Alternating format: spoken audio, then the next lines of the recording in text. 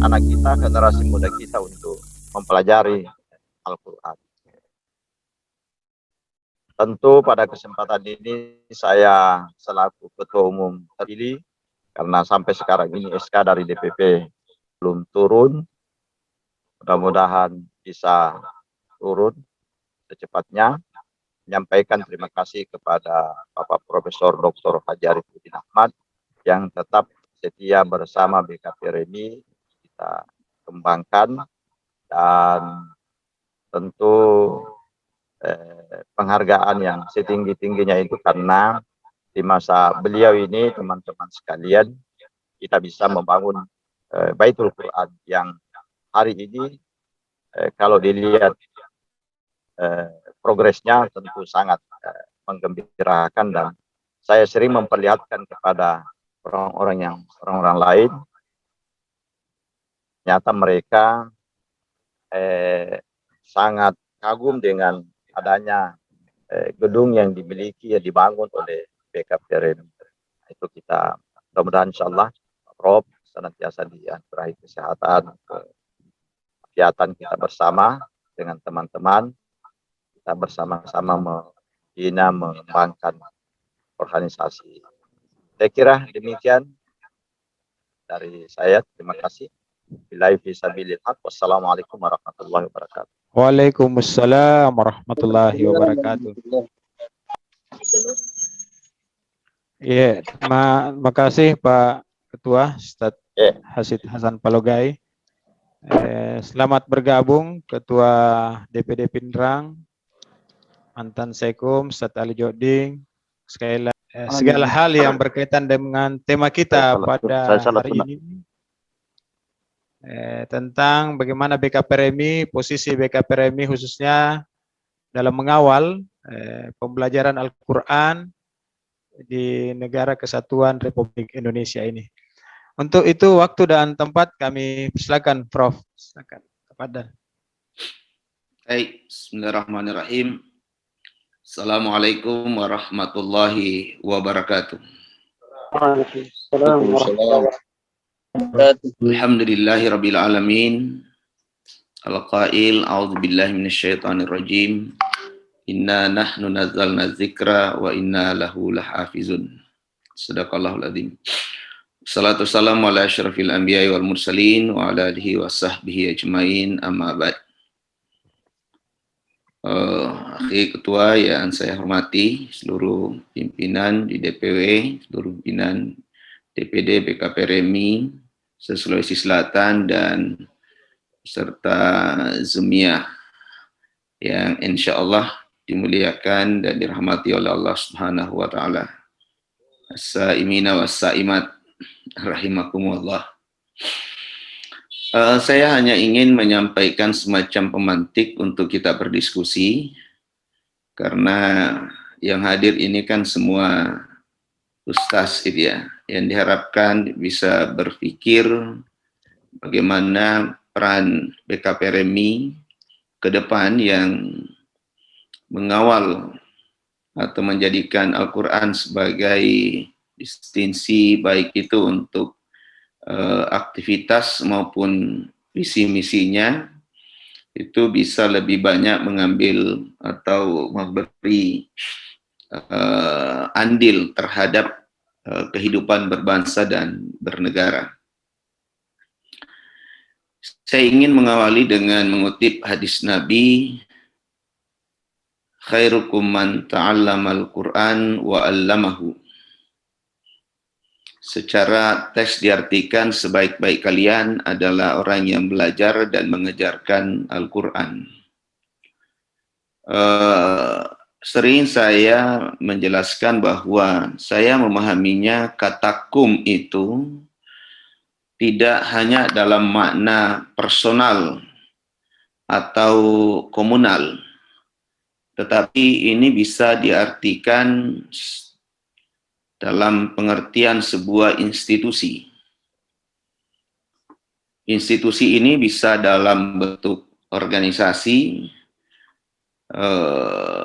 keagamaan Islam, bisa dalam bentuk organisasi sebuah negara.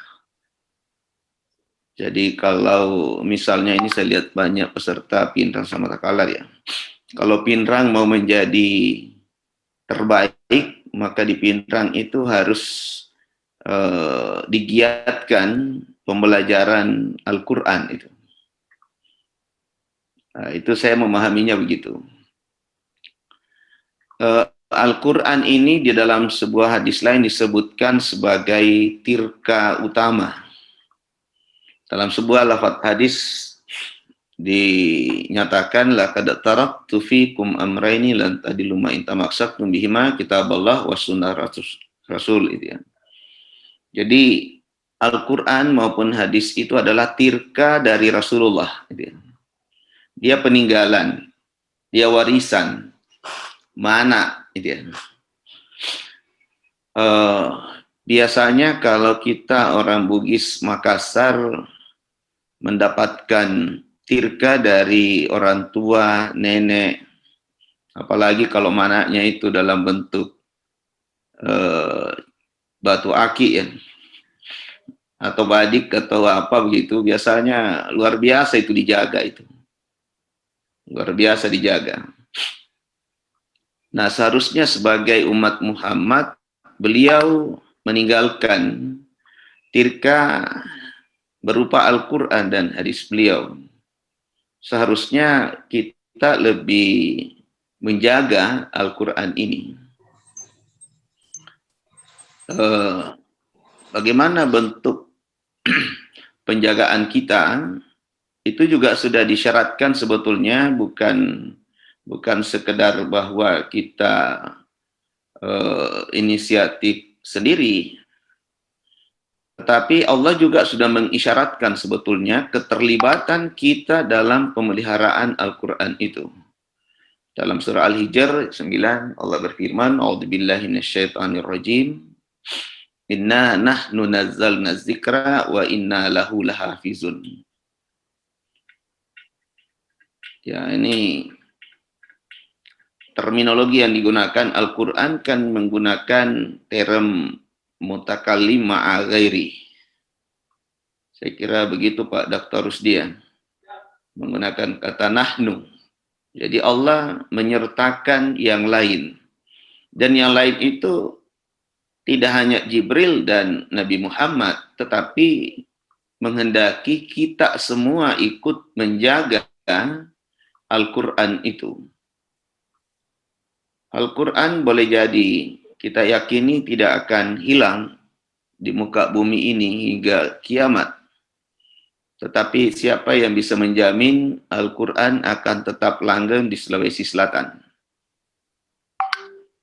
Jangankan Sulawesi Selatan, sebuah negara seperti Spanyol tadinya menjadi rujukan utama Al-Quran, lalu kemudian bisa dibakar ketika ada, dan baru sekarang kembali lagi dia. Al-Quran ada.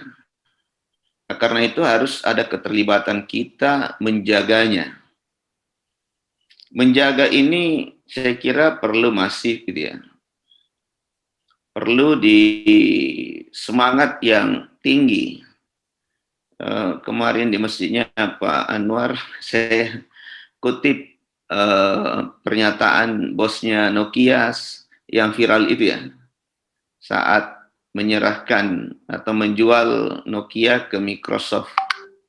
Lalu di akhir sambutannya dia mengatakan, ya ini saya kutip saja, saya tidak tahu apakah bahasanya ini, tapi maksudnya seperti itu. We didn't do anything wrong, but somehow we lost. Itu.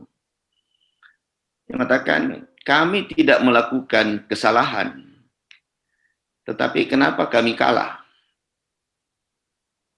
Saya khawatir kalau kita kemudian, nah ini mohon maaf ya karena bos kita ya, mungkin perlu diluruskan. Misalnya stigma tentang jihad dianggap sebagai salah satu bentuk radikalisme. Radikal adalah bagian dari terorisme.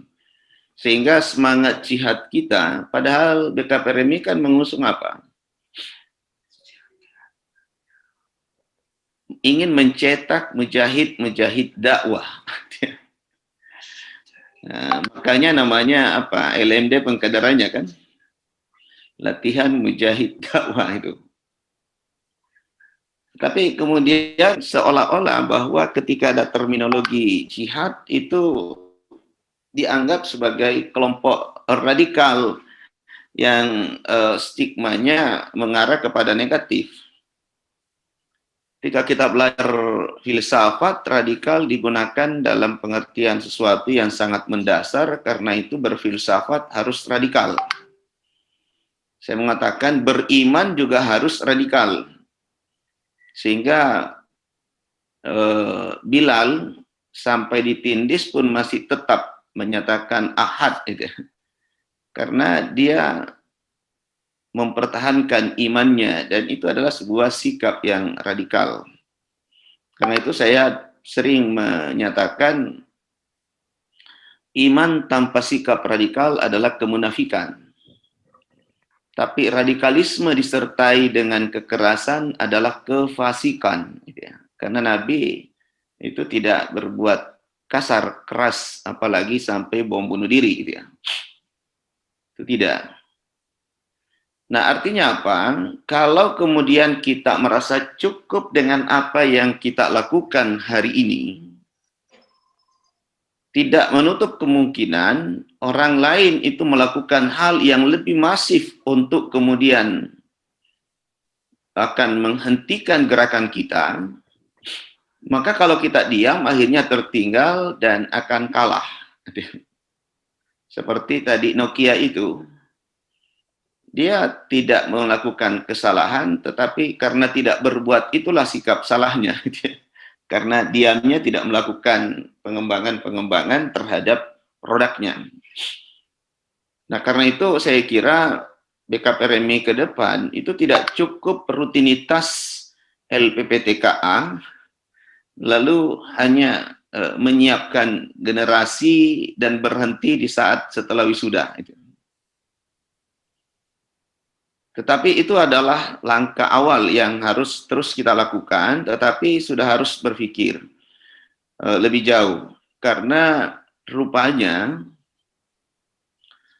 tadi Pak Ketua menyampaikan bahwa para senior di BKPRMI ini masih merasa bangga, terus bangga ya dengan BKPRMI yang telah dirintisnya. Itu artinya apa?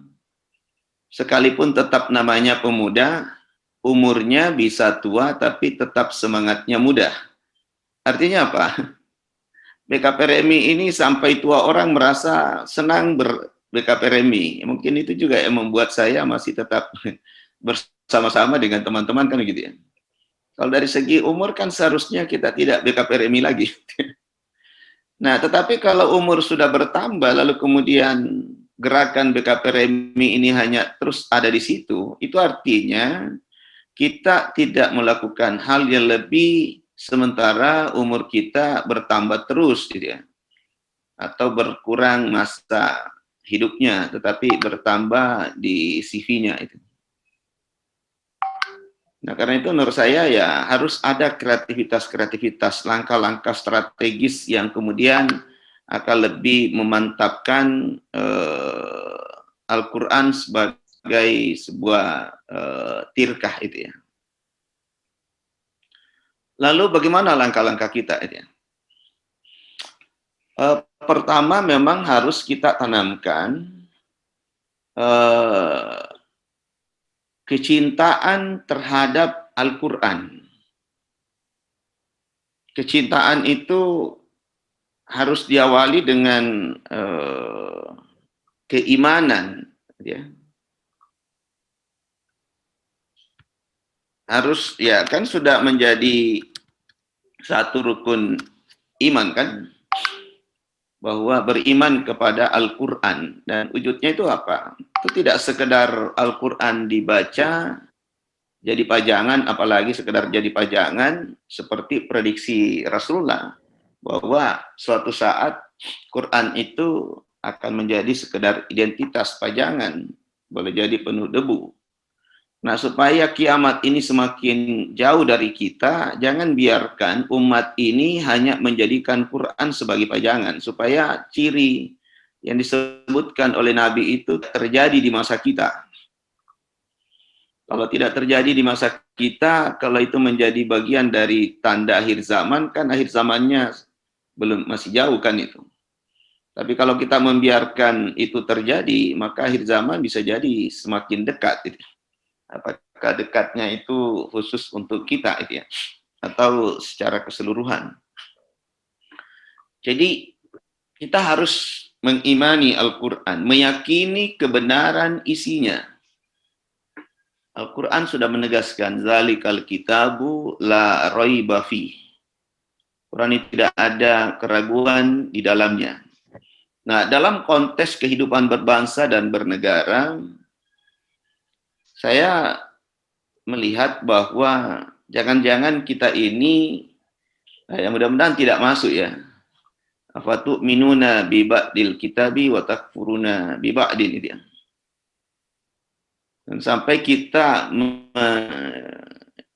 mengimani sebahagian dari isi kitab itu dan mengingkari sebahagian. Kalau belum mencapai keseluruhan itu kan berbeda, karena namanya usaha tidak selamanya bisa langsung berhasil semuanya kan itu. Tapi sebagai contoh gini, ketika tahun 1974 negara menghadirkan undang-undang pernikahan, dan saya kira masih tetap menjadi rujukannya Pak Ketua kan itu, sehingga banyak menghalalkan yang haram. Dan dasarnya itu kan ayat Al-Quran, wankihul ayama minkum, dan ayat pernikahan lain, hadis-hadis yang lain. Perjuangannya luar biasa, membutuhkan jihad konstitusi. Sehingga hadir itu bukan, saya pernah bicara dengan Pak Bismar Siregar, beliau terlibat langsung dalam menghadirkan Undang-Undang Nomor 1 tahun 1974 itu. Luar biasa pertarungannya menurut beliau, sesama orang Medan, rata-rata ahli hukum.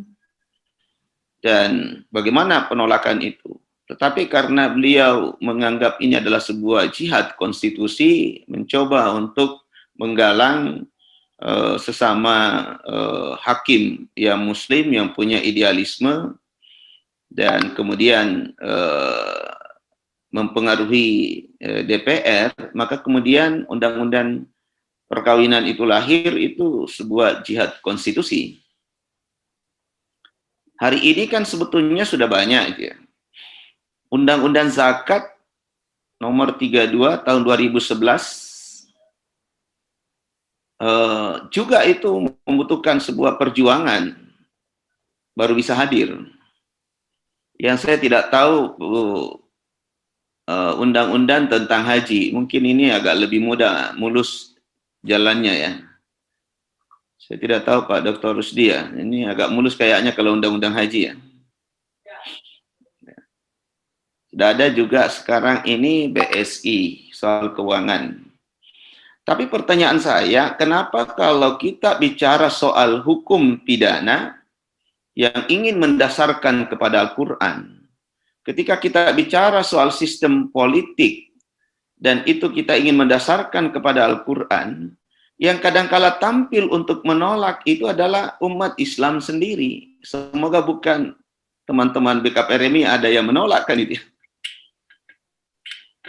Dengan alasan bahwa kita bukan negara Islam. Tapi kenapa kita terus menggunakan KUH pidana yang basicnya adalah Belanda, hukum Belanda, dan kita bukan negara Belanda. Sekarang misalnya sistem politik yang digunakan ya boleh jadi demokrasi itu kiblatnya mungkin Amerika, atau sekarang cenderung ke sosialis gitu ya. Lalu kita tidak berteriak kenapa harus kiblatnya Amerika sosialis. Nah, kita bukan Amerika, bukan Cina kan? Tapi kenapa kalau kita ingin merujuk pada Quran, kita berteriak kita bukan negara Islam. Padahal undang-undang zakat, undang-undang haji, undang-undang pernikahan, itu kemudian apalagi kompilasi hukum Islam itu ya. tentang pernikahan, tambahan pernikahan, wakaf, hibah dan lain itu. Itu kan Quran juga dasarnya. Jadi menurut saya ini sesuatu yang harus diperjuangkan karena negara tidak bertentangan itu untuk menghadirkan selama itu melalui proses taknin di DPR. Nah, itu artinya apa? Teman-teman BKPRMI, terutama LPPSDM ini, jangan hanya menghadirkan calon ketua DPP, DPW, DPD, DPK begitu. Tapi harus juga menyiapkan kader-kader yang, ya, Takalar ini kan sudah ada anggota DPR ya, DPRD. Harus diperbanyak itu. Kalau perlu gimana mengusung yang bisa di DPR yang kemudian memang bisa terlibat langsung untuk memasukkan ajaran atau nilai-nilai Quran dalam kehidupan bernegara dan berbangsa. Menurut saya itu langkah yang sangat strategis. Orang biasa mengutip begini, 1000 orang berteriak, 1000 mubalik berteriak tentang perbaikan umat. Itu kalah dari satu tanda tangan seorang presiden itu ya. Nah, jangan presiden, mungkin gubernur saja itu tanda tangannya. Ya kalau belum bisa kadernya, ya gimana BKPR ini mempengaruhi ya. Berikan itu. Nah karena itu ya kecintaan, keyakinan kita akan kebenaran Al-Quran ini harus diperjuangkan, jangan berhenti di undang-undang zakat itu ya. Jangan berhenti di situ. Ya Rasulullah kan sudah juga menunjukkan ya contoh. Gimana Rasulullah ingin menerapkan Al-Quran supaya misalnya laqad ba'atsna fi kulli ummatin rasul an ya'budullah wajtanibut taghut gitu ya. Supaya umat itu tidak lagi menyembah berhala. Rasulullah di tahun ke-5 Hijriah ingin membebaskan tanah kelahirannya dari segala macam bentuk kemusyrikan. Tapi ketika dia ingin masuk ke kota Mekah, dia dihadang, dan akhirnya kan terjadi perjanjian Hudaibiyah. Di perjanjian Hudaibiyah, Nabi menelan ludahnya yang pahit itu.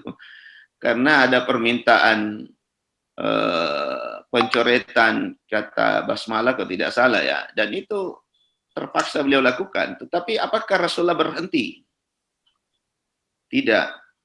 Rasulullah kemudian balik ke Madinah dan tahun ke-7 Hijriah beliau kembali lagi mau masuk ke Mekah dan membawa pasukan yang banyak, marwahnya tinggi, besar, sehingga tidak ada perlawanan, tetapi dan bisa melakukan Fathul Mekah. Tetapi Nabi juga menunjukkan bahwa Nabi tidak dendam. Jadi orang-orang yang mau masuk Islam silahkan, yang mau bersama Nabi, Nabi ajak masuk Ka'bah dan rumah Abu Sufyan kalau tidak salah ya, sebagai pertanda bahwa dia patuh gitu. Tapi Nabi tidak balas dendam. Kita kadang-kala kalau memenangkan pertarungan justru sapu bersih dia. Menyingkirkan yang lain sekalipun yang potensial itu ya. Staf yang sudah doktor kadang-kala dilempar itu ya. Padahal ini mau jadi dokter seharusnya diberi posisi yang lebih bagus kan itu. Bukan dilempar itu. Nah, ini kan kita kadang-kala memperjuangkan Islam tetapi tindakan kita bertentangan dengan Al-Qur'an, jadi susah jadi teladan kan itu. Ya, itu langkah pertama menurut saya. Jadi harus menanamkan kecintaan, keimanan, dan meyakini kebenaran Al-Quran yang belum kita raih, kita perjuangkan itu. Bukan berhenti di jalan, bukan dinina bobokkan. Gitu.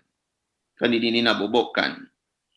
Ya, saya mau maaf saja, saya harus mengatakan bahwa saya tidak setuju pernyataan Pak Menteri kita, Menteri Agama, ketika mengatakan beragama sebagai inspirasi, bukan aspirasi. Kita selalu mengutip, kita ini melakukan supaya Indonesia jadi baldatun thayyibatun warabun ghafur. Gimana mau jadi baldatun thayyibatun warabun ghafur kalau nilai-nilai Quran tidak diperjuangkan itu? Dan itu butuh perjuangan. Perjuangan kan karena ada cita-cita, berarti itu kan aspirasi kan. Kita meyakini ada kehidupan akhirat supaya bisa bahagia dunia dan akhirat. Rabbana atina fid dunya hasanah wa fil akhirati hasanah wa qina azabannar. Sebuah cita-cita, makanya ya mungkin juga kita lakukan ini, itu bagian dari ikhtiar kita supaya bisa kehidupan sejahtera dunia dan akhirat.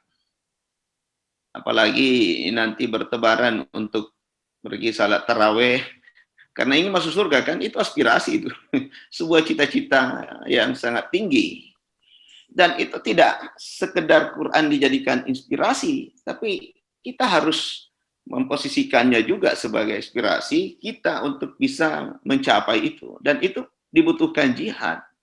Tapi dengan stigma jihadi adalah radikal, radikal adalah negatif, maka umat ini kemudian ketakutan untuk atau tidak bersemangat lagi untuk menambah deretan undang-undang yang didasarkan pada Quran itu. Nah, ini perlu diperjuangkan. Jadi orang menurut saya sengaja mengeluarkan stigma seperti itu supaya umat Islam ini yang ada di DPR jangan lagi berpikir untuk menghadirkan undang-undang yang berbasis nilai-nilai Quran. Apalagi nanti kalau ada gerakan untuk masuk juga pada KUH pidana, perdata, apalagi sistem perpolitikan syura. Padahal itu kan sudah ada di dalam Pancasila kan. Mulai ketuhanan yang Maha Esa. Sekarang mencoba ditafsirkan tidak lagi ketuhanan yang Maha Esa. Tapi mulai dari salamnya sudah ada Om Swastiastu. Sudah ada Namo Buddhaya. Pernah tidak kita mengkaji apa makna substansi dari perkataan itu? Bukankah yang la ilaha illallah, bukan Buddhis kan? Orang Konghucu mengatakan salam kebajikan, saya tanya teman di FKUB, apa itu salam kebajikan bahasa Mandarinya? Yaitu kebajikan dari Tian itu Tuhan. Sementara kita meyakini Tuhan itu maha segala-galanya, bukan hanya kebajikan kan itu. Ya, perlu teologi kita membangun as-samha yang dalam Al-Qur'an tapi berdasarkan Quran. Yang bersifat ritual ya lakum dinukum waliyadin. Jangan yang ritual dicampur adukan gitu ya. Jadi kita kemudian kehilangan ini. Ya itu kayak seperti tadi bosnya Nokia itu, saya tidak melakukan kesalahan, kenapa saya kalah? Iya karena Anda diam. Umat Islam sekalipun banyak, BKPRMI berjuang begini, tapi kalau tidak memperjuangkan, tidak punya idealisme, 5 prinsipnya BKPRMI itu kan harus terus diperjuangkan itu. Di situ kan salah satunya kita harus menjadi mujaddid, musyaddid. Kalau di sini sudah ada musyaddidnya di rumah satu. Bunsu saya namanya musyaddid gitu. Ya, langkah kedua yaitu tadi dipelajari, dipahami. Jadi teman-teman sudah melakukan hal yang sangat positif untuk melakukan proses pembelajaran terhadap Al-Quran, baca, tulis, dan hafalan itu ya. Ya, tapi menurut saya mungkin sudah saatnya sekarang LPPTKA ini apakah harus ada tambahannya supaya bisa menjangkau juga gerakan untuk tafhimul Quran itu ya. Jadi tidak hanya ya biarlah TK, TPA, baca tulis Al-Quran, tetapi ini harus ada upaya untuk memahami Al-Quran.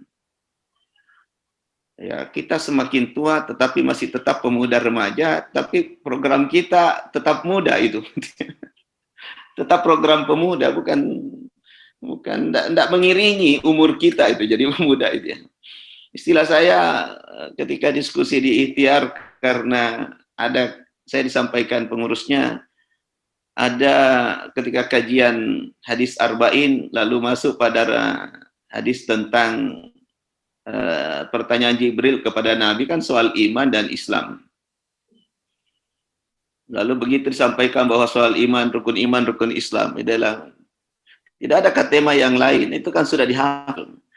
Jadi saya mengatakan begini, saya tetap kalau memang mau dikaji ini, saya tetap akan menyampaikan hadis itu dan nanti saya menyampaikan sesuatu. Lalu saya mengatakan begini, kenapa kemudian iman dan keislaman kita tidak fungsional dalam kehidupan kita? Seharusnya salat saja, kalau orang Islam salat dengan benar, tidak ada orang Islam yang korupsi. Tapi kenapa korupsi? Jangan-jangan pengamalan tentang salatnya masih pelajaran TK, tapi sudah guru besar. Ya. Jadi salatnya tidak meningkat kualitasnya, tidak fungsional, karena dianggap sudah selesai dipelajari waktu TK. Jadi pelajaran TK diamalkan sampai guru besar, tidak ada peningkatan kualitas. Jangan-jangan kita ini juga BKPRMI, kita senantiasa menambah umur itu sampai jadi dekan itu, sampai menjadi warek saja. Masih tetap pemuda remaja masjid, tapi program kita itu masih tetap yang dulu gitu. Masih tetap baca tulis Al-Quran itu. Jadi ini menurut saya level ini harus ditingkatkan juga ini peran kita itu ya. Jadi pemahaman dan pemahaman itu nanti kita coba lihat ya. Al-Quran sebagai huda. Bagaimana kita bisa memaksimalkan Al-Quran sebagai petunjuk kalau kemudian kita berhenti pada baca, tulis, dan hafal. Nah, saya malah ketika Quran disebut sebagai mau'izah, maka kita bagaimana merancang sebuah kurikulum, menyiapkan untuk anak-anak kita yang akan masuk misalnya di SMA, apalagi di perguruan tinggi, itu sudah punya wawasan bahwa Al-Quran sebagai mau'izah, maka semua bidang keilmuan itu bisa melandaskan pada Quran. Sehingga tidak seperti doktrin yang saya alami dulu ketika baru dikader di waktu remaja. Itu didoktrin bahwa kalau kita belajar IPA, IPS, matematika, itu adalah ilmunya orang kafir. Waktu belajar bahasa Inggris, akhirnya saya mengatakan ilmu ini bahasa munafik, lain tulisannya, lain bacaannya. Mungkin gara-gara itu saya tidak lancar bahasa Inggris karena dosa itu ya. Nah ternyata Allahu Akbar. Saya sering mendapatkan undangan untuk ikut di webinar yang internasional. Saya kemudian merasakan betapa bodohnya saya tidak bisa berpartisipasi, padahal boleh jadi ada pemikiran saya yang saya bisa sampaikan dalam forum itu, tapi karena saya tidak lancar bahasa Inggris, lalu tidak bisa saya sampaikan. Ya. Ketika misalnya Al-Quran sebagai mau'izah, ketika menjadi dekan saintek, semakin sadar saya bahwa ternyata salah satu kelemahan kita umat Islam tidak maju karena kita menghindari ahli di bidang tadi itu. Ahli di bidang kimia, di bidang biologi. Karena kita anggap itu bukan ilmu Al-Quran kan itu. Tidak menjadikan kita jadi ulama. Padahal coba kaji ayat innama yakhsyallah min ibadi al-ulama. Konteksnya adalah ayat-ayat kauniyah. Ayat-ayat kealaman, bukan ayat tentang salat puasa. Jadi bukan ulama fikih dalam hal ini adalah ahli tentang rukun dan syaratnya ibadah mahdah gitu ya. Justru isyaratnya adalah ahli di bidang ilmu kauniyah, tetapi ilmunya mengantarkan dia khasyah ilallah gitu ya. Menurut saya ini harus kita coba mulai wacanakan di BKPRMI supaya kita buatkan juga kurikulum minimal kita memberikan wawasan kepada anak-anak kita bahwa silakan yang mau jadi dokter tetapi tiap hari tetap baca Quran gitu ya. Nanti hafal ayat-ayat Al-Quran, kuasai maksudnya terutama berkaitan dengan kedokteran gitu ya. Yang mau ambil biologi silakan saja, minimal satu saja ayat Anda tidak bisa menghabiskan waktu habis waktu Anda untuk meneliti hanya mungkin satu potongan ayat. Ma khalaqta hadza batila. Ya, mungkin di Takalar masih banyak juga rumput ya. Masih, Pak. Masih, Bro. Banyak rumput. Kenapa Anda sebut sebagai rumput? Tapi kalau sudah diteliti, orang biologi itu akan berubah, oh ini bahan untuk obat ini bahan ketika orang peternakan, oh ini bagus sekali untuk pakan ini.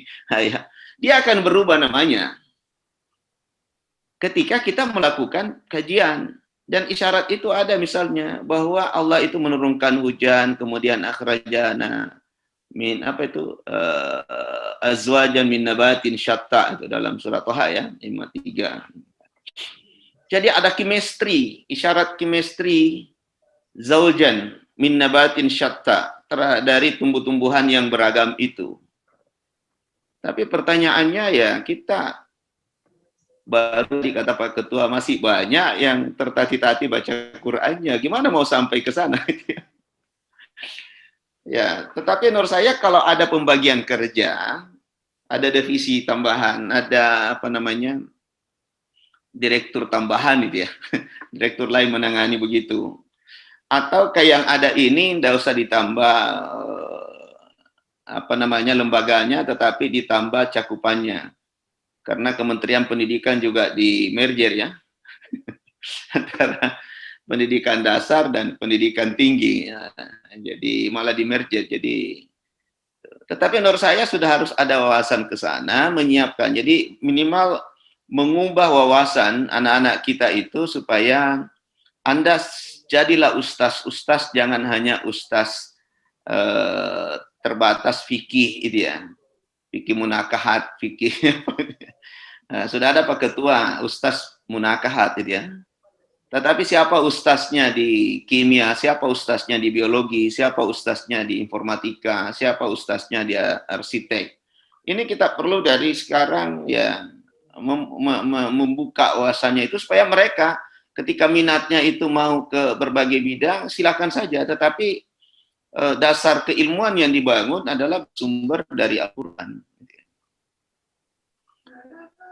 Nah, itu memfungsikan Quran sebagai belum lagi fungsi-fungsi yang lain. Saya mau dalam konteks dan bernegara. Al-Quran menyebut dirinya sebagai furqan, pembeda antara hak dan yang batil, gitu ya. Sekarang pertanyaan saya, bagaimana, sejauh mana Quran ini dijadikan Furqan untuk menguji undang-undang yang ada sekarang? Menguji produk-produk ekonomi yang ada sekarang. Ini harus difungsikan Quran itu menurut saya. Karena itu pernah saya menawarkan begini, ketika menguji salah seorang kandidat doktor dan sudah menjadi dokter sekarang, tentang perundang-undangan apa waktu itu. Lalu saya mengatakan begini, salah satu yang perlu diperjuangkan hari ini adalah bagaimana proses taknin di DPR itu tidak sekedar stempel di MUI, bahwa sudah pernah dibahas di MUI, tetapi betul-betul MUI diberikan kewenangan untuk menyatakan. Jangan disembunyikan konsep, lalu tiba-tiba tengah malam ketok palu itu. Karena anggota DPR-nya sudah disogok misalnya. Selamatkan bangsa dan menjadikan Quran sebagai udang. Harus juga menjadi furqan itu. Jadi alat uji material undang-undang itu, itu Quran harus jadi furqan menurut saya. kemarin kita juga diskusi tentang zakat. Ini kalau di UNAS ini kan karena banyak profesornya, kritiknya tajam itu ya. Karena tidak mau bayar zakatnya di Basnas, karena katanya tidak dipercaya, lebih gampang. Saya katakan begini, zakat itu kan seharusnya idealnya adalah kewenangan pemerintah. Maka mari Prof mendorong wakil-wakil kita di DPR agar mensahkan bahwa bagi umat Islam, kalau dia pajaknya 15%, 2,5% yang seharusnya bayar zakat, itu sudah zakat. Sehingga negara bebas, dan memang kewenangan negara untuk mengatur zakat itu, beda sedekah, silahkan saja. Sehingga umat Islam tidak double account ya. Jadi jangan dua kali membayar terhadap negara, bayar pajak, bayar zakat juga ke negara. Akhirnya zakat tidak bisa pengelolaannya dengan bagus, karena begitu dibawa ke negara, bahasanya kemarin salah seorang guru besar, nanti lagi dipakai untuk memenjarakan ulama itu. Bayangkan bahasanya begitu. Ini dana haji sudah dibawa kemana-mana. Bikin lagi ini wakaf tunai, mau dikemanakan. Zakat lagi jangan sampai kita bakal bayar ke negara, dipakai lagi untuk memenjarakan ulama. Bayangkan sampai bahasanya seperti itu. Nah, padahal itu kan seharusnya kewenangan negara. Alladzina yamakkannahum fil ardi aqamus salata wa atuz zakah. Orang-orang yang berikan kedudukan punya tanggung jawab tegaknya salat dan zakat itu. Makanya bahasanya khuz min amwalihim. Ambil. Siapa di situ failnya? Amil kan, siapa itu amil? Harus diangkat oleh negara seharusnya. Itu amil. Tu'khazu min aghniyaihi wa turadila fuqara'ihin.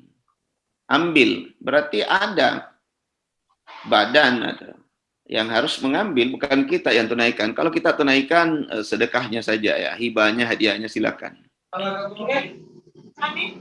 Jadi Quran ini harus kita yakini sebagai Quran. Dan bagaimana memfungsikannya menurut saya, alat uji undang-undang itu harus diuji dengan Quran.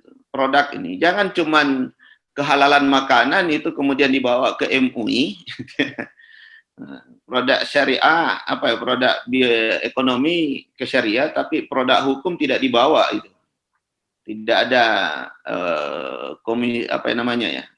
tidak ada majelisnya. Ya, jadi kalau makanan kan sudah ada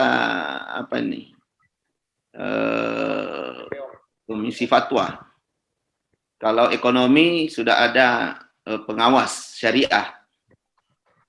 Kalau undang-undang mana? Belum ada kan?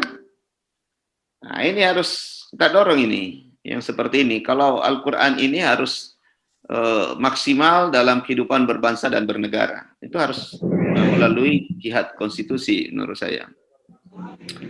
Karena itu, gimana kalau kita kemudian, kalau dulu ada gerakan, kembali ke masjid ya. Gimana kalau ada juga gerakan sekarang, mungkin apa ya bagusnya itu? Gerakan pemeliharaan Al-Quran, tapi apa sih bagusnya? Sekarang ada gerakan tentang tahfiz Indonesia dengan target 15 juta. Ya mungkin ada yang lebih pandai mencari narasi, menurut saya ini penting itu ya. Kalau Bu Majda menggunakan apa itu? Gerakan cinta Al-Quran.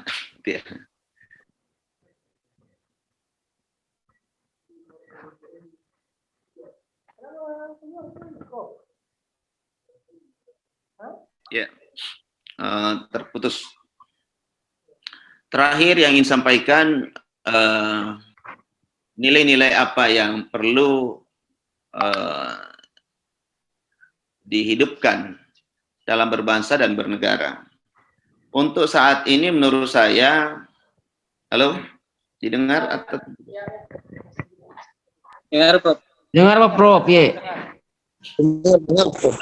Menurut saya untuk sekarang ini yang perlu kita perjuangkan adalah mempertahankan tafsiran kalimatun sawa itu Pancasila, dan Undang-Undang Dasar 45.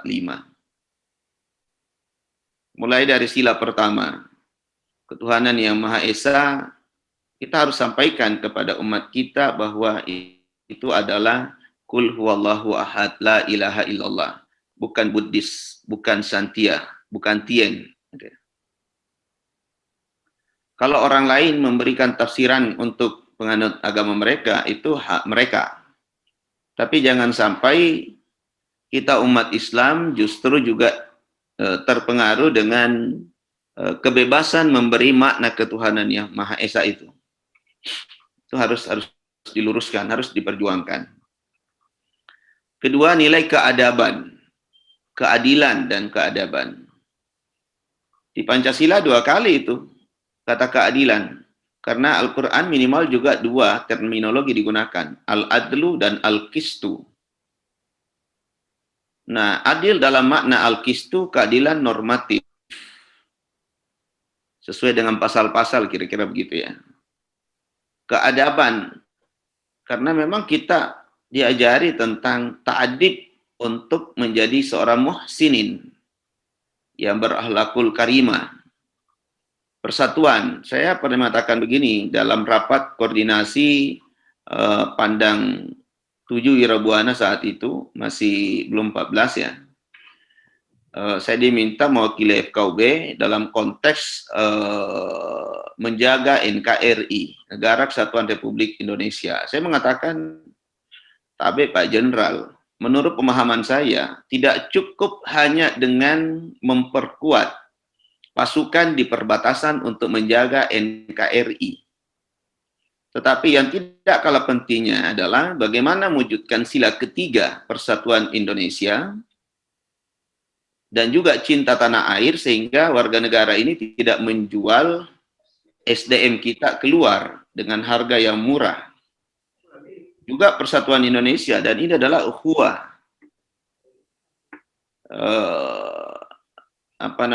Nilai ukhuwah. Saya katakan kalau umat Islam ini diobok-obok sehingga kemudian umat Islam yang konflik, kalau umat Islam ada 80%, maka jangan berharap bisa mewujudkan persatuan Indonesia sebagai salah satu pilar untuk menjaga negara kesatuan Republik Indonesia.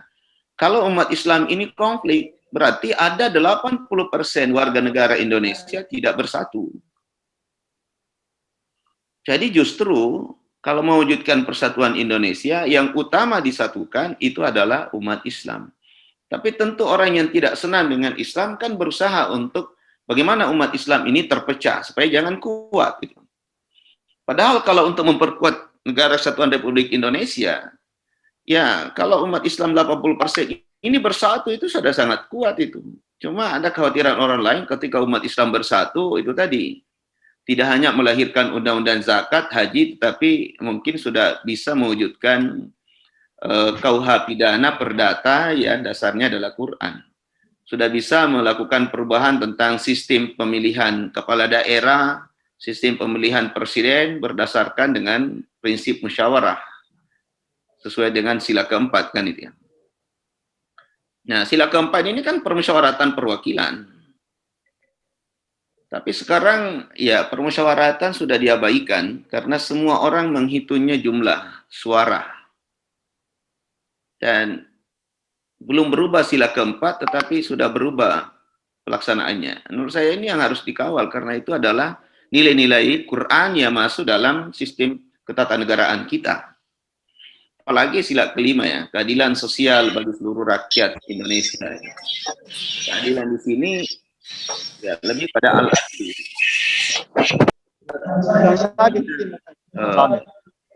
Ya istilahnya tadi saya di RRI itu dikatakan begini karena merespon ada partner saya itu kemudian karena dia tugas sampai pagi ya, sahur termasuk ya. Lalu dia keluar kemarin mau sahur dan tidak ada penjual karena sudah di-sweeping penjual itu hanya sampai jam 10 ya.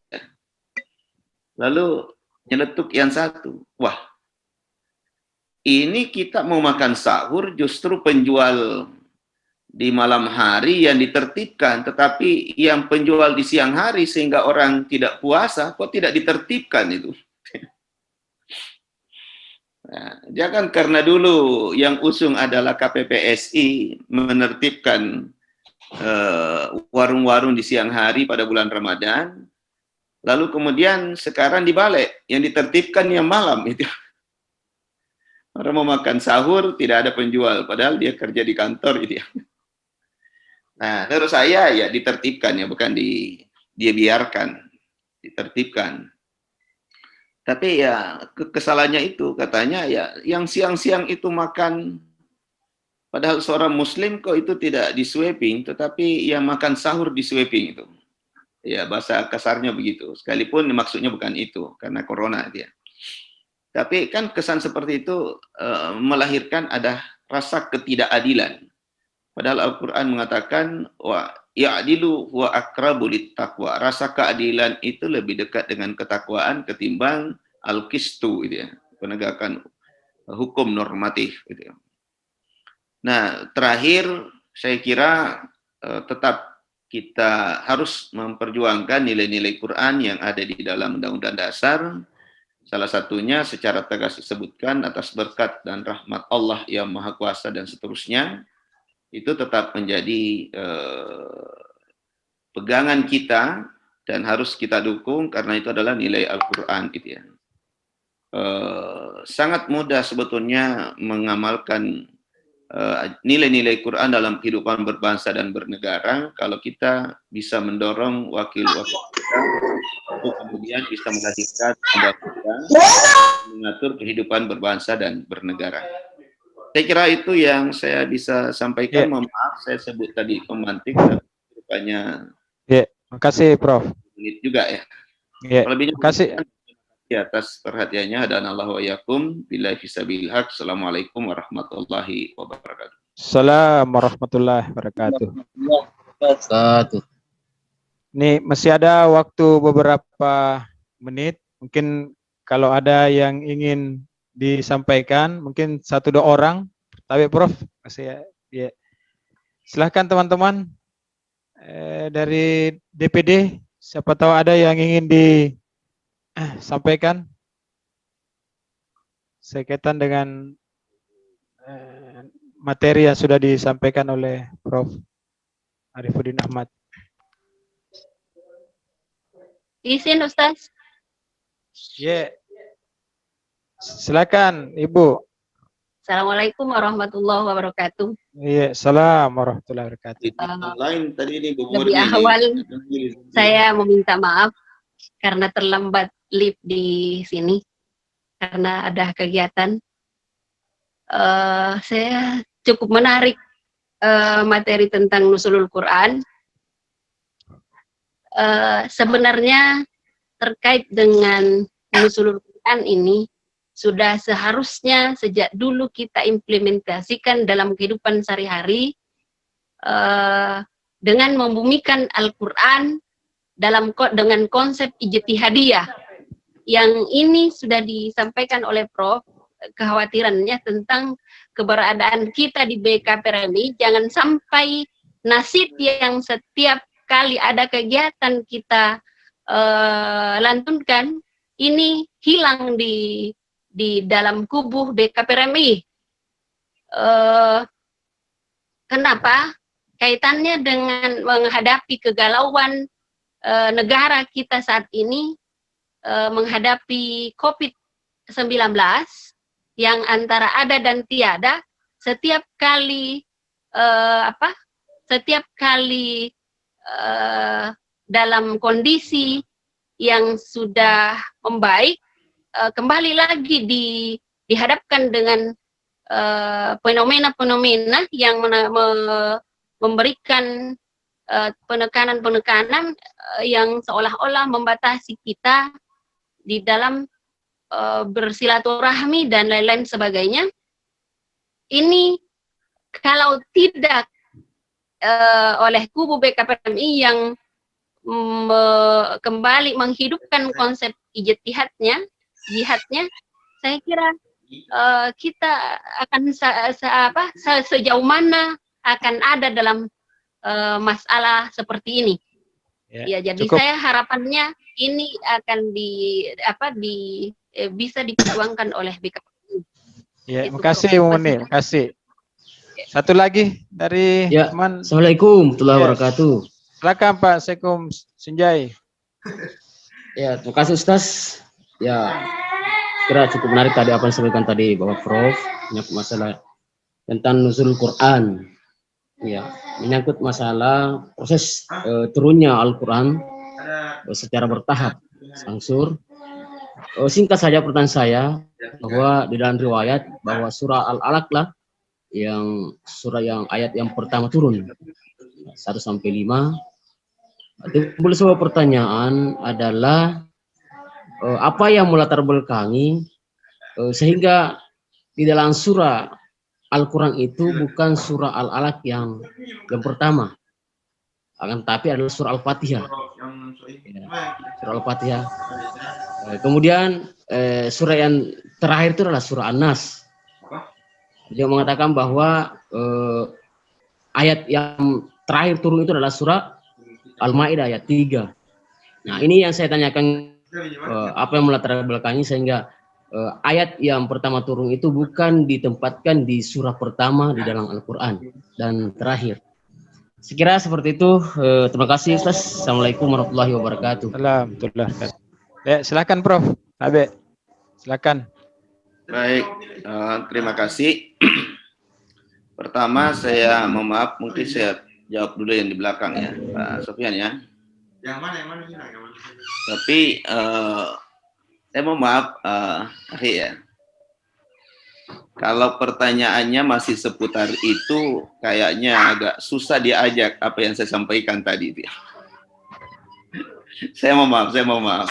Kalau masih pertanyaannya kenapa itu yang ditempatkan di awal, itu kan Tauqifi sebetulnya itu Tauqifi. Tauqifinya ini sudah diimlakkan oleh Jibril kepada Nabi bahwa urutannya seperti itu. Itu Tauqifi namanya. Jadi itu hak prerogatifnya Nabi berdasarkan penyampaian dari Jibril itu ya. Karena itulah perintahnya. Dan apa rahasia dibalik semua itu? Pak Quraisy hanya menyatakan bahwa itulah Al-Quran satu sistem. Dia mengandung ayat-ayat hukum, tetapi dia bukan kitab undang-undang. Dia mengandung tentang kisah-kisah, tapi dia bukan buku sejarah. Karena itu sudah tauqifi isinya dan saling melengkapi satu dengan yang lain. Karena itu tidak bisa dipahami secara parsial, gitu ya. Tapi terima kasih. Cuma saya tadi ini mungkin saya berharap banyak. Mohon maaf Sofyan. Jadi saya tadi menyampaikan itu sudah ingin mengajak teman-teman itu berpikir mengambil perang lebih dari itu ya, lebih dari itu. Jadi tapi bagus. Artinya kan tidak semua tentu sudah memahami secara mendalam hal-halnya seperti itu.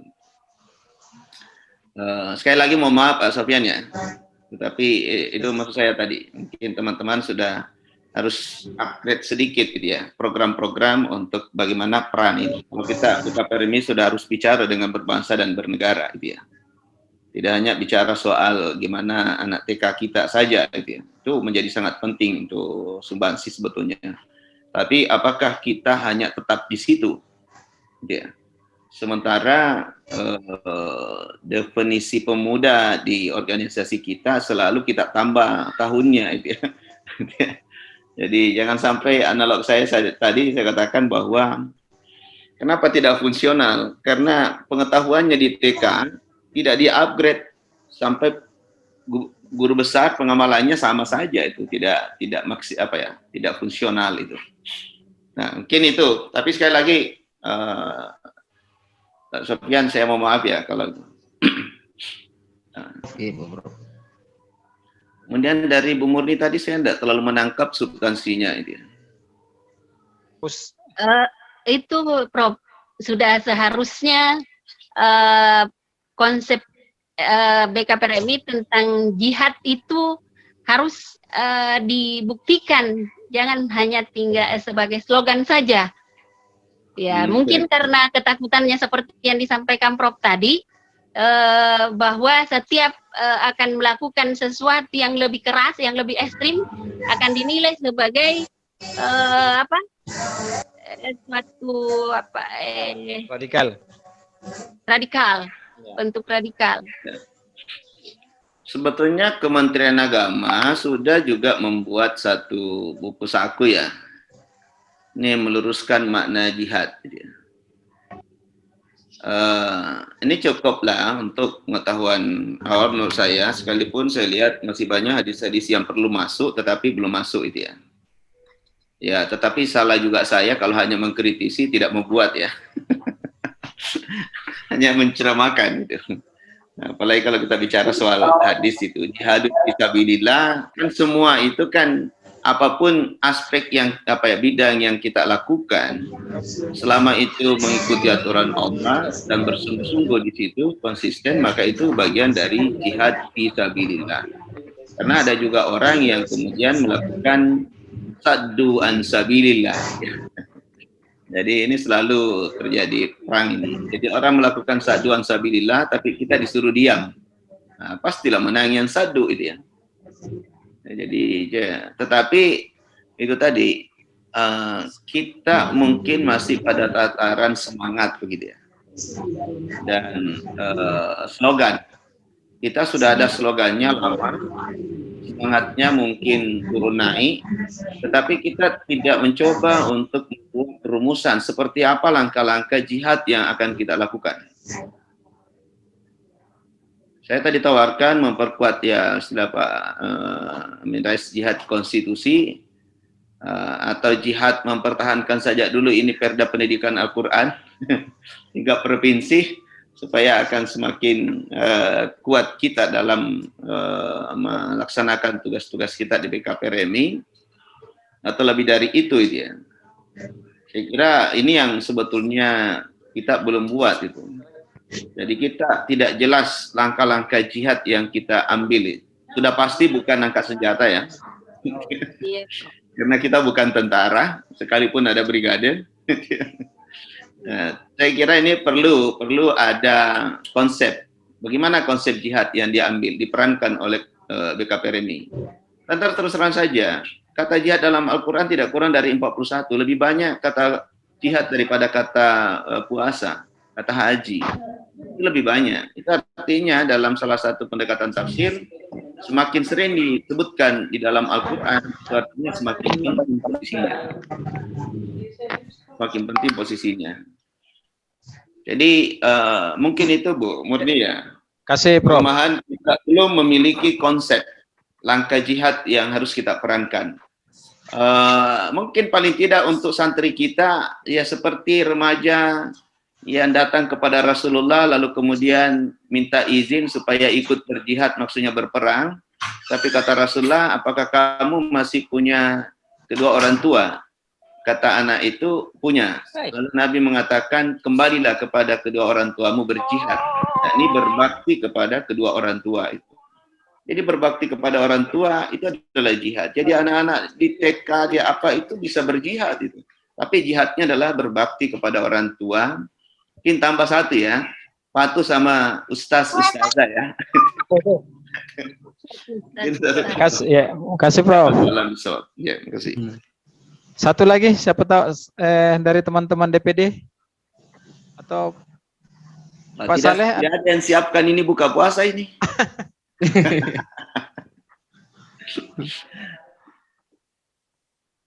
Ustaz Saleh, pare-pare ada yang mau disampaikan? Pusing Pak Saleh, disuruh bikin borang. Puasanya di Bulukumba, Prof. Pusing Pak Saleh, disuruh bikin LKPT baru, LKPS baru.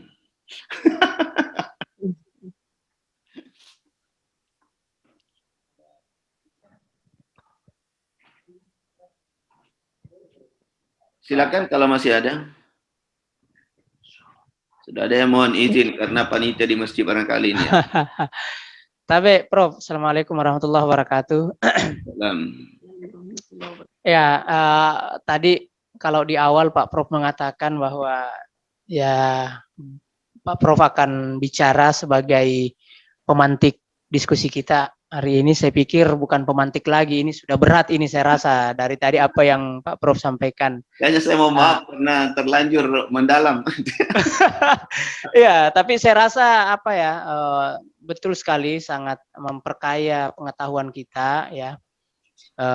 Terutama kita ini anak-anak BKPRMI ya, kita harus sadari memang bahwa masih banyak di antara kita yang punya keterbatasan sendiri tentang Al-Quran itu. Sehingga ya kalau saya tidak keliru Prof, mohon diluruskan bahwa Muhammad Abduh pernah mengatakan Al-Islam mahjub bil, itu bahwa Islam ini sesungguhnya bukan faktor dari luar ya, tapi faktor dari kita, dari dalam, dari internal. Hari ini pun kita kemudian harus mengikuti ritme orang-orang luar ya, yang menunggangi pemerintah misalnya, yang menunggangi ormas-ormas tertentu misalnya ya. Dan ini semua menjadi menjadi ruang yang luar biasa bagi BKPRMI, karena kita di BKPRMI sekalipun kita banyak warna, tapi pada saat kita bicara BKPRMI kita satu warna, sehingga saya berpikir bahwa BKPRMI menjadi wadah yang paling potensial untuk menerapkan nilai-nilai Al-Quran dalam berbangsa dan bernegara. Itu yang pertama. Yang kedua mungkin ya perlu memang kita tingkatkan lagi keimanan kita. Al-imanu yazidu wa yanqus, berfluktuasi, iman kita ini berfluktuasi. Ya, padahal kita harus yakin betul bahwa Al-Quran itu huwa kalamullah. Al-Quran itu adalah perkataan Allah. Jadi sesungguhnya kalau misalnya memang kita mau total untuk kembali ke kitabullah, maka kita juga total bahwa kita yakini apa yang kemudian bisa kita ambil dari Al-Quran itu adalah hal-hal yang memang melekat dalam diri Allah Subhanahu wa taala, dan itu harus kita yakini itu adalah semua kebenaran. Ya, terakhir mungkin Pak Prof, tanggapan saya aja bahwa memang ke depan harus jelas organisasi ini, BKPRMI ini jangan hanya asyik dan sudah merasa cukup ya, sudah merasa puas dengan memberikan perhatian kepada guru mengaji misalnya, atau melakukan kaderisasi yang untuk persyaratan jadi pengurus dan sebagainya, tetapi lebih dari itu harus ada agenda eksternal yang membuat kita dengan satu tanda tangan itu bisa merubah kehidupan beragama di Sulawesi Selatan khususnya. Itu aja tanggapan saya Prof, terima kasih. Ya, mohon izin Pak. Ya, silakan Prof, silakan. Ya. Pertama, usulan saya dengan hikmah COVID ya, kegiatan seperti ini akan lebih mudah kita lakukan. Ini kan kemarin ini dilakukan hanya bincang sama Pak Amrudin sama Pak Anwar 2 hari lalu Pak Amrudin ya. Iya Bro. Ternyata kan bisa kita diskusi cepat begini. Itu hikmah COVID saya kira kan itu. Nah, ke depan karena ada seperti ini, saya kira akan lebih mudah untuk membuat program-program peningkatan kapasitas teman-teman. Ya memiliki ilmu, bisa berbagi, kan semua kita punya ilmu lebih dari yang lain. Cuma yang lebihnya itu mungkin ada yang banyak lebihnya daripada kurangnya kan itu ya. Nah, jadi bukan, kan kita bisa berbagi gantian jadi narasumber di bidangnya masing-masing, kan pengayaan namanya sekaligus silaturahim. Dan ini bukan sesuatu yang susah hari ini dia. Bukan sesuatu yang susah. Kalau kita kembali pada konsep mujahid dakwah, saya teringat itu diceritakan kenapa ulama-ulama kita dahulu besar dan kemudian menyebar jauh. Rupanya mereka itu memang banyak yang turunan pengusaha lah kira-kira begitu. Jadi mapan dulu ekonominya baru berdakwah sehingga tidak perlu harus diundang baru jadi itu ya. Nah, kalau kemudian kita misalnya ini terbuka untuk semua itu, apapun bidang keilmuan kita, apa yang ini, itu kan semuanya bisa menjadi narasumber, gitu ya. Modelnya dibentuk seperti ini saja, seharusnya tidak perlu saya dominan menjadi narasumber begitu kan itu ya. Tetapi dengan berbagi dalam forum-forum seperti ini kan cuma berapa ya? 1 jam juga enggak apa-apa. Enggak apa-apa itu. Untuk kemudian bisa ketemu sekali, ya paling tidak sekali sebulan atau sekali dua kali sebulan atau bahkan bisa 4 kali. Kan enggak susah itu. Ini satu ya, untuk peningkatan kapasitas. Gitu ya. Kemudian terkait dengan ya yang positif menurut saya ya mungkin hari ini masih dalam bentuk wacana, tetapi teman-teman yang mungkin memiliki responsibilitas yang tinggi terkait dengan apa yang saya sampaikan, biasanya Pak Yusuf Sewang itu pandai menulis itu. Jadi apa yang saya sampaikan kalau bisa ditulis silakan saja Pak Sewang itu tulis itu. Saya bertanggung jawab isinya apa yang saya katakan. Silakan narasikan saja. Karena menurut saya kemarin malah sempat mengatakan begini sama Anda. Kalau saya ini mati hanya gara-gara COVID di umur seperti ini, celaka saya. Lebih baik saya menyampaikan kebenaran yang membuat saya kalaupun harus jemput kematian karena menyampaikan kebenaran, saya kira itu yang sering disampaikan oleh Pak Ketua. Hidup mulia atau mati syahid. Mati syahid. Saya kira sudah harus pikiran kita seperti itu dia. Saya mencoba untuk berupaya apa yang sering disampaikan Pak Ketua ya. Hidup mulia atau mati syahid. Daripada mati COVID itu. Lebih baik mati karena menyampaikan kebenaran itu. Saya bertanggung jawab untuk itu. Saya kira itu untuk teman-teman dicukupkan ya, karena kita sama-sama untuk ambil masing-masing buka puasa. Tidak semua ada untuk mengambilkan. Kalau Pak Rusdi ini sama ini sepertinya sudah kode untuk dibawakan di dekatnya. Buka puasa. Baik, terima kasih sekali lagi. Mohon maaf atas segala keterbatasan dan terima kasih atas kebersamaannya. Sekali lagi, makasih. Assalamualaikum warahmatullahi wabarakatuh. Assalamualaikum warahmatullahi wabarakatuh. Wabarakatuh. Ya, makasih Prof, makasih. Ini di ruangan Zoom di tempatnya Haji Rusdi ini Pak Ketua sudah hadir, Ketua Umum. Ternyata Dan Pak Ketua sudah ke sana juga ya. Ditunggu sebenarnya Prof ke sini. Gimana caranya tadi terlambat Pak Anwar kasih alamatnya? Enggak, na cukron na pasok. Saya tetangga aku, tapi tidak aku tahu rumahnya mana bloknya. Sebelumnya saya mengucapkan terima kasih kepada teman-teman dari DPD, teman-teman DPW yang sudah hadir di ruang Zoom ini. Insyaallah kita sehat walafiat untuk bisa menyelesaikan ibadah Ramadan ini. Mudah-mudahan di beberapa hari ke depan juga kita bisa menyiapkan kegiatan-kegiatan serupa lewat webinar ini. Ada tema-tema yang bisa kita angkat lebih menarik. Dan tentu saja partisipasi dari teman-teman kami sangat harapkan. Saya kira demikian dulu untuk sementara saya tutup. Iya, saya ada yang mau disampaikan. Ya, sambil kita menunggu buka, saya terima kasih ini kepada sekali lagi Pak Prof. Arifudin Ahmad. Saya baru pulang dari launchingnya Askar Al-Makassari. Saya hadir bersama tadi dengan Pak Nasarudin Mile. Ini saya lihat ada di grup, alhamdulillah saya bersama tadi di Masjid Syekh Yusuf. Sekali lagi terima kasih dan mungkin bisa kita lanjutkan nanti kegiatan seperti yang disarankan tadi Pak Prof, bahwa kesempatan seperti ini, apalagi studio ini ya luar biasa ini, bagus ini dipakai untuk jadi pusat kegiatan. Insyaallah saya kira berberkah dan ini mendapat pahala di hari ke-19 di milad kita yang ke-45 BKP Remi. Mudah-mudahan insyaallah BKP Remi ini tetap berjaya dan tetap bisa berkiprah untuk kemaslahatan umat. Jihad kita, jihad BKP Remi itu jihad yang sangat luas seperti yang dijelaskan oleh Pak Prof. Bayangkan saja mau menghidupi orang tua saja itu sudah jihad seperti yang disampaikan tadi Prof. Terima kasih kepada seluruh teman-teman sekalian atas kerjasama kita. Mari kita bersama-sama mempersiapkan buka bersama walaupun di tempat masing-masing. Sinjai sudah buka. Oh, Sinjai sudah buka.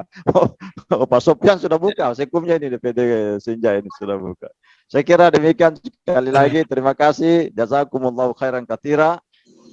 Hadanallahu wa iyyakum ajma'in billahi fi sabilil haq. Wassalamualaikum warahmatullahi wabarakatuh. Waalaikumsalam warahmatullahi wabarakatuh. Tapi Pak Rusdi, itu latar belakangnya seperti yang dipakai Pak Saleh, mestinya di-share itu. Iya. Sendiri tadi, Prof. Bikin sendiri tadi, Prof. Oh, bikin sendiri. Mestinya di-share. Setelah saya dapat di Facebook, bikin sendiri, Prof. Oke, saya juga mohon izin live ya, karena harus sama-sama juga dengan keluarga. Ya, izin juga. Ya, Waalaikumsalam. Terima kasih teman-teman sekalian. Assalamualaikum warahmatullahi wabarakatuh. Waalaikumsalam warahmatullahi wabarakatuh.